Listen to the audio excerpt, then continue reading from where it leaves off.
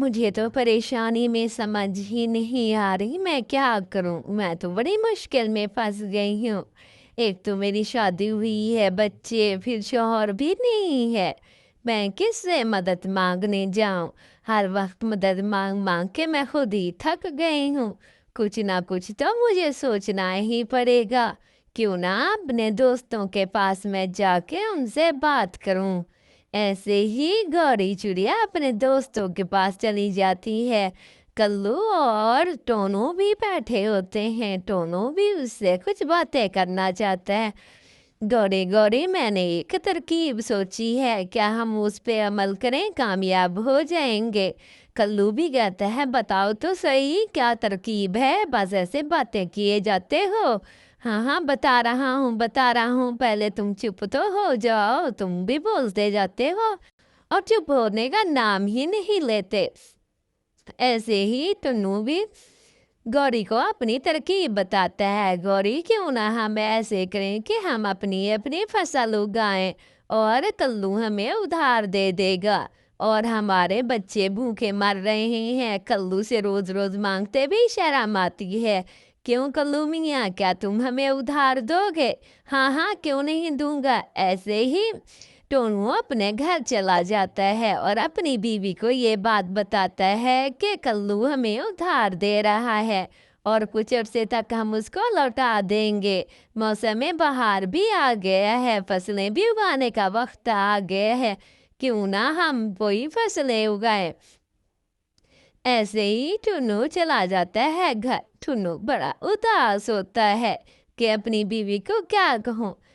बेगम बेगम, मैंने ना कुछ सोचा हुआ है कि हम क्यों ना फसल उगा लें और दिन रात मेहनत करने के बाद कल्लू को वापस पैसे दे देंगे।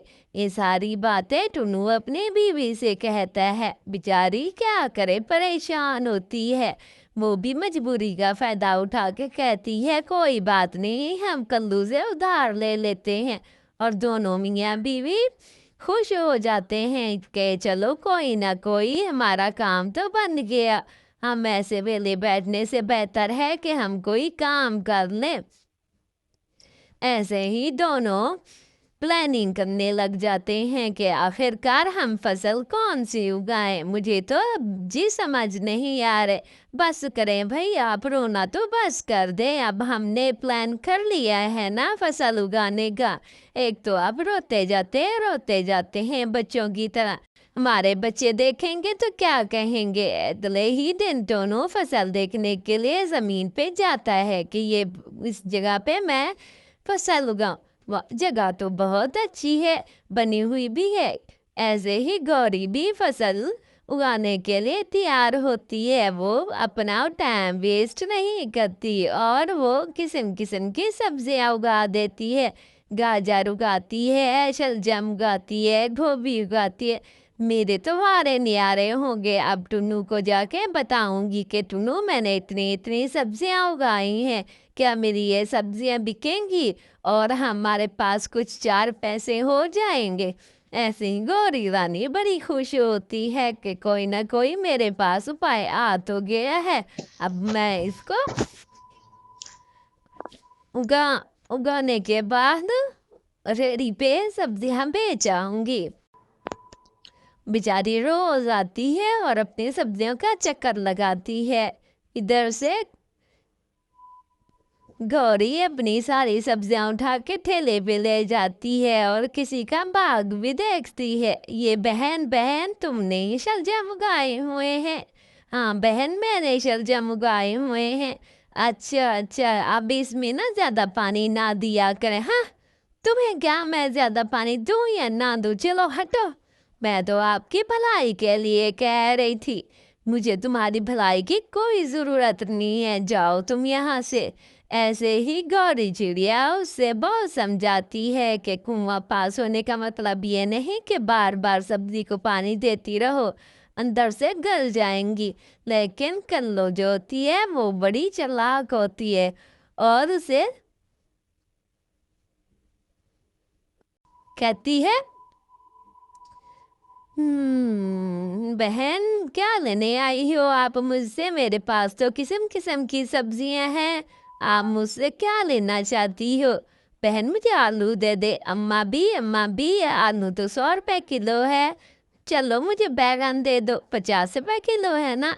जी अम्मा जी 50 रुपए किलो है। इसी तरह गौरी की सारे परिंदे को सब्जियां देती है, लेकिन सब्जियों के रेट बहुत मुनासिब रखती है कि कहीं मेरी सब्जी ना बिके और ये खराब ना हो जाए।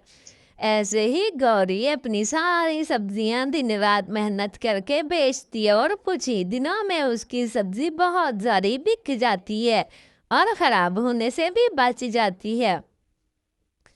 ऐसे ही गौरी अपने घर में बैठी है तो लूसी कबूतरी भी पहुंच जाते हैं। लूसी कबूतरी, तुम्हारी तो सब्जी बहुत ही कमाल है, कितनी अच्छी सब्जी उगाती हो तुम, कितनी अच्छी तुम्हारी सब्जी है।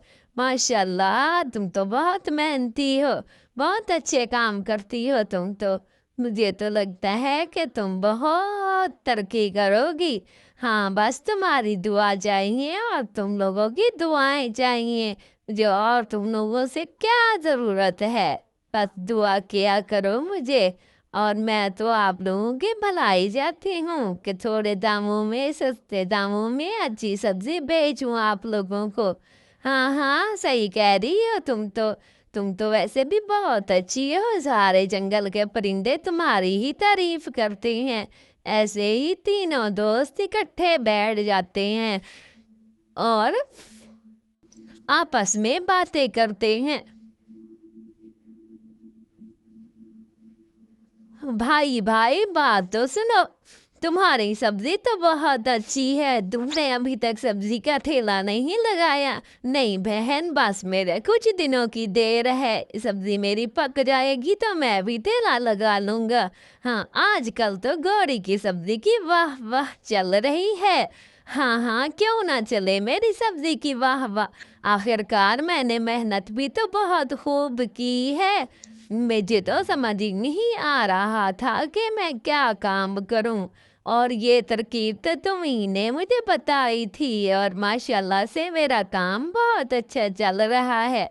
अब मैं सारी उम्र यही काम करूंगी, मुझे और काम करने की ज़रूरत भी नहीं होगी।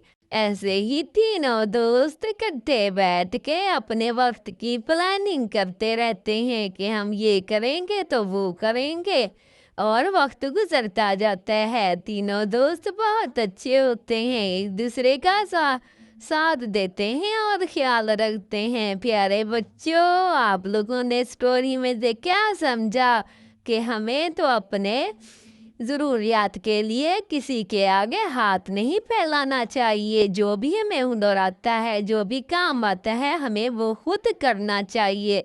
और इसी